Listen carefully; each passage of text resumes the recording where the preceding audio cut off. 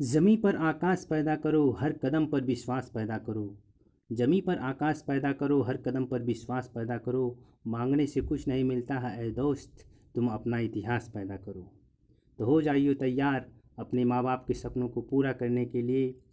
ये नया वर्ष, इस नए वर्ष में अपनी सफलता सुनिश्चित करने के लिए।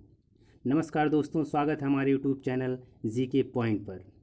दोस्तों, इस वीडियो में हम बात करने वाले हैं बौद्ध धर्म के बारे में। बौद्ध धर्म एक ऐसा टॉपिक है, यहाँ से कोई भी परीक्षा हो इसमें से एक दो क्वेश्चन तो आ ही जाते हैं। तो राजस्व लेखपाल, उत्तर प्रदेश पुलिस, एनटीपीसी या रेलवे ग्रुप डी कोई भी एग्ज़ाम हो, यहाँ से क्वेश्चन देखने को मिलेंगे ही मिलेंगे। तो चलिए इस वीडियो को स्टार्ट करते हैं बौद्ध धर्म से। देखिए, जैसा कि हम लोग देखें वैदिक सभ्यता में, वैदिक सभ्यता को दो भागों में बांट दिया गया है। एक आपका ऋग वैदिक काल, एक उत्तर वैदिक काल। तो उत्तर वैदिक काल में कर्मकांड इतने बढ़ जाते हैं, तो कर्मकांड बढ़ जाने के यज्ञ, तमाम तरह के हवन कराए जाते हैं, राजसूय यज्ञ कराया जाता है, उसमें तमाम तरह के यज्ञ और कर्मकांड इतने ज़्यादा बढ़ जाते हैं कि इसीलिए बौद्ध धर्म का उदय होता है। ठीक है, बौद्ध धर्म का उदय होता है। तो बौद्ध, इसके बारे में जान लेते हैं। बौद्ध धर्म का प्रवर्तक किसे माना जाता है? तो गौतम बुद्ध को। ठीक है, गौतम बुद्ध को माना जाता है। तो अब इनको देख लेते हैं, इनके बारे में। इनको ही सिद्धार्थ कहा जाता है, सिद्धार्थ के नाम से जाना जाता है। तो इनका देख लेते हैं जन्म। कब जन्म पूछ लेता है। जन्म है 663 ईसा पूर्व। कहाँ पर हुआ था? लुम्बिनी में हुआ था। ठीक है, 663 ईसा पूर्व लुम्बिनी में। और इनके पिता का नाम क्या था? शुद्धोधन, शाक्य कुल के थे ये। और इनकी माता क्या नाम था? महामाया। ठीक है, महामाया किस वंश की थी? कोली वंश की थी। ये देखिए बहुत ही इंपॉर्टेंट है। पिता इनके किस? शाक्य वंश की, माता कोली वंश की। इनका अन्य नाम महात्मा बुद्ध या गौतम बुद्ध। इनकी ज्ञान की प्राप्ति कब होती है?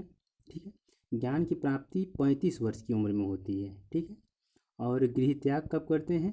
29 वर्ष की उम्र में। ठीक है, 29 वर्ष की उम्र में गृह त्याग करते हैं। उसके 6 वर्ष बाद, ठीक है, उसके 6 वर्ष बाद इनको ज्ञान की प्राप्ति होती है।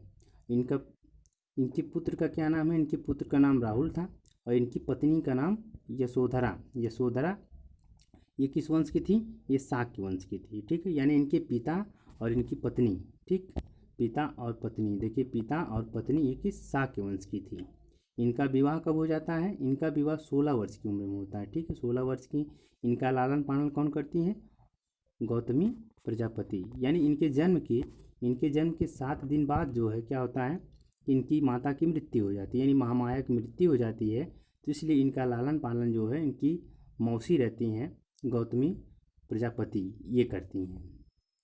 ठीक है, तो ये हो गया सिद्धार्थ यानी गौतम बुद्ध के बारे में सामान्य जानकारी। अब आगे बढ़ते हैं। देखिए, जब इनको ज्ञान प्राप्त होता है तो इसी को जब ज्ञान प्राप्त होता है तो सारनाथ में अपना जो है प्रथम प्रवचन देते हैं।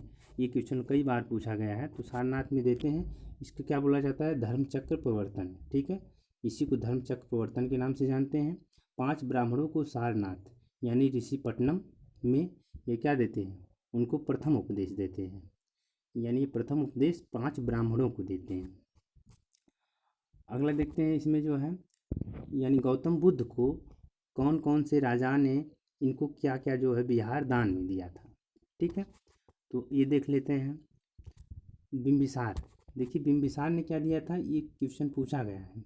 बिंबिसार ने बेलवन बिहार, ठीक है, बेलवन बिहार ये दान में दिया था। किसको दान में दिया था? गौतम बुद्ध को। प्रसेनजीत ने क्या दिया था? पुब्बाराम बिहार। प्रसेनजीत ने पुब्बाराम बिहार। और लिच्छवी ने क्या दिया था? कुटाग्रशाला बिहार। ठीक है, लिच्छवी ने कुटाग्रशाला बिहार। और एक है अनाथ पिंडक। अनाथ पिंडक ने क्या दिया था? ये इम्पोर्टेंट है, इसको आप लोग देख लीजिए। चेतवन बिहार। ठीक है, चेतवन बिहार किसने दिया था? अनाथ पिंडक ने। अब आगे बढ़ते हैं, देख लेते हैं परीक्षा उपयोगी तथ्य क्या क्या है। ठीक है, तो परीक्षा उपयोगी तथ्य है कि उन्होंने 4 आर्य सत्य के बारे में बताया था। क्या क्या वो आर्य सत्य हैं? देखिए, पहला है दुख। ठीक है, ये संसार दुखमय है। और दुख समुदाय, दुख निरोध गामिनी प्रतिपदा, ये पूछा जाता है, कई बार पूछा गया है। दुख समुदाय, दुख निरोध और दुख निरोध गामिनी प्रतिपदा। सर्वाधिक प्रचार कहाँ पर किया है गौतम बुद्ध ने? प्रथम तो आप देख लिए, प्रथम उपदेश कहाँ पर दिए हैं? प्रथम उपदेश सारनाथ में, ऋषिपट्टनम में, और सर्वाधिक प्रचार जो है कौशल यानी श्रावस्ती में। ठीक है, कौशल की राजधानी श्रावस्ती में दिए हैं इन्होंने, सर्वाधिक उपदेश दिए हैं, सर्वाधिक प्रचार वहाँ पर किए हैं। ठीक है, महत्वपूर्ण तथ्य देख लेते हैं। और बुद्ध के बैरागी होने के लिए उत्तरदायी 4 दृश्य थे, यानी बुद्ध कैसे बने, तो उन्होंने क्या क्या 4 दृश्य देखे थे। वृद्ध व्यक्ति, बीमार व्यक्ति, मृतक और प्रसन्नचित्त सन्यासी। ठीक है, तो इसके बारे में बहुत बड़ी कहानी है।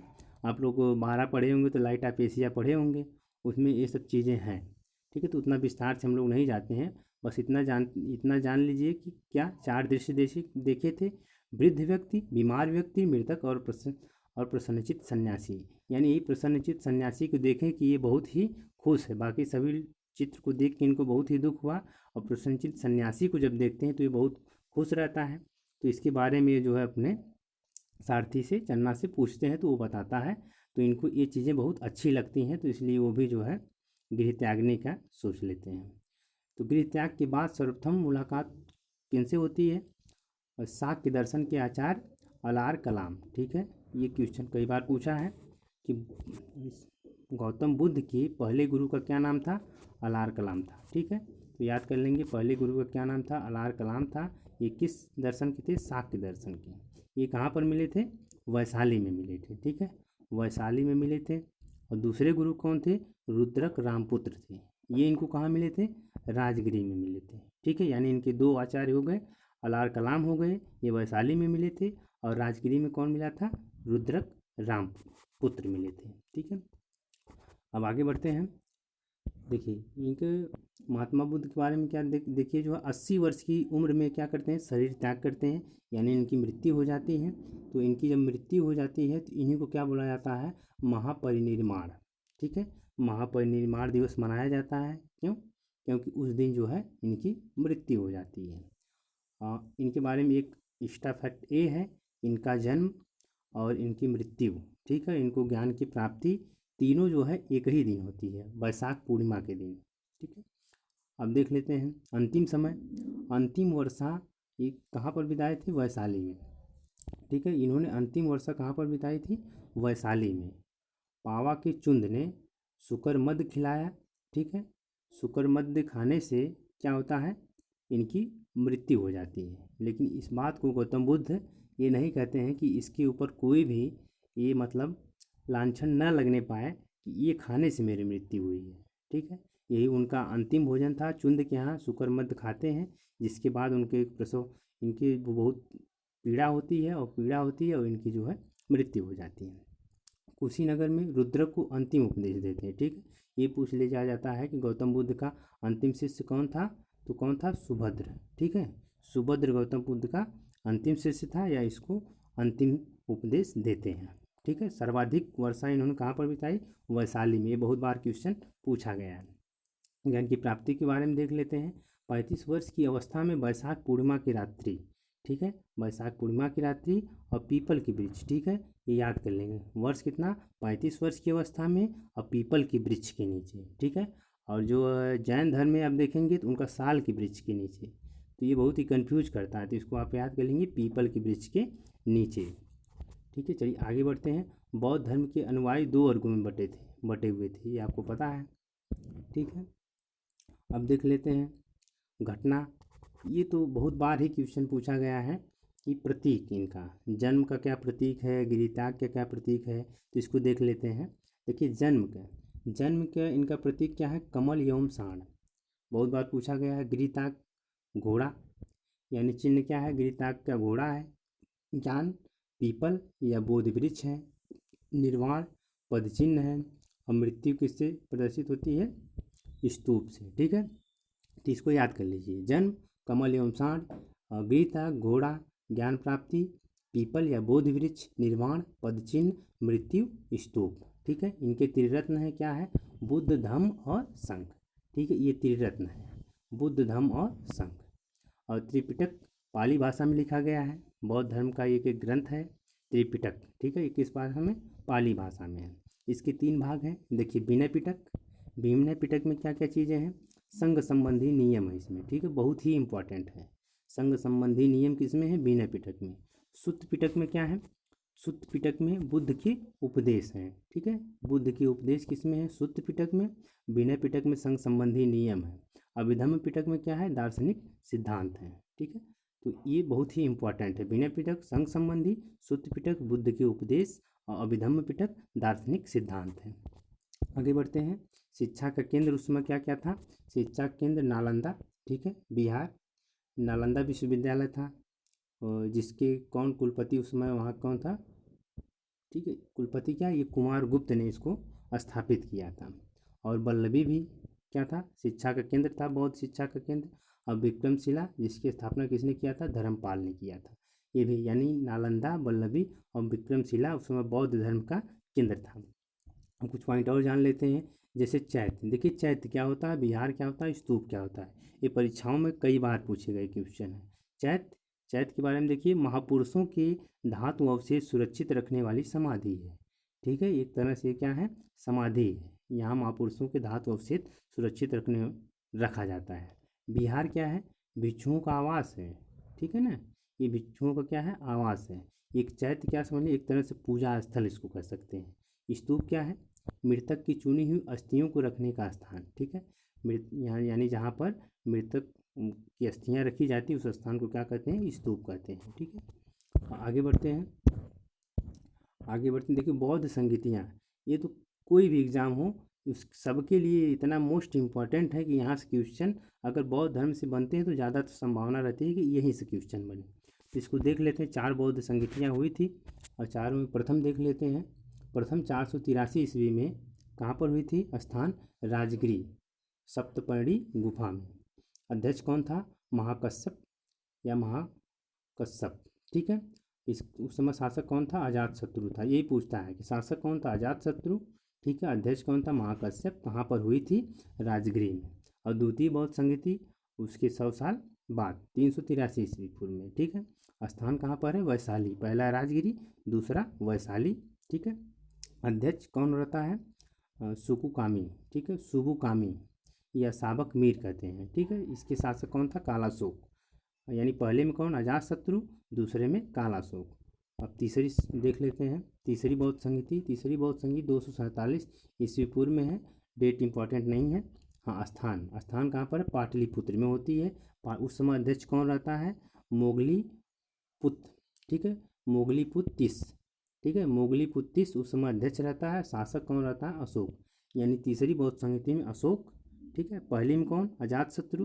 दूसरे में कौन था? कालाशोक, ठीक है। दूसरे में कालाशोक, और तीसरे में कौन है? अशोक, और चौथे में कनिष्क, ठीक है। चौथी बौद्ध संगीति कब होती है? प्रथम ईसा शताब्दी में, ठीक है। स्थान क्या है? कुंडलवन, कश्मीर, ठीक है। ये क्वेश्चन बहुत बार पूछ चुका है। अध्यक्ष उसमें कौन रहते हैं? वसुमित्र, ठीक है। उपाध्यक्ष अश्वघोष। शासक कौन रहता है? कनिष्क, ठीक है। ये बौद्ध संगीतियों के बारे में। आगे बढ़ते हैं। जैन धर्म में विभाजन, ठीक है। जैन धर्म में विभाजन क्या हो जाता है उसके बारे में देखते हैं। देखिए 2 गुटों में बढ़ जाता है, ठीक है। बौद्ध धर्म 2 गुटों में बढ़ जाता है। पहला क्या है? महासांगिक, ठीक है। महासांगिक या सर्वास्तिवादी, इसमें क्या होता है? परिवर्तन के पक्ष में होते हैं, ठीक है। ये जो है महासांगिक क्या होता है? गुट, ये परिवर्तन के पक्ष में होता है। इसका नेतृत्व कौन करता है? महाकश्यप, ठीक है, महाकश्यप करता है। और एक क्या होता है? अस्थावीर या थेरवादी, ये परिवर्तन के विरोधी होते हैं, ठीक है। इसका नेतृत्व कौन करता है?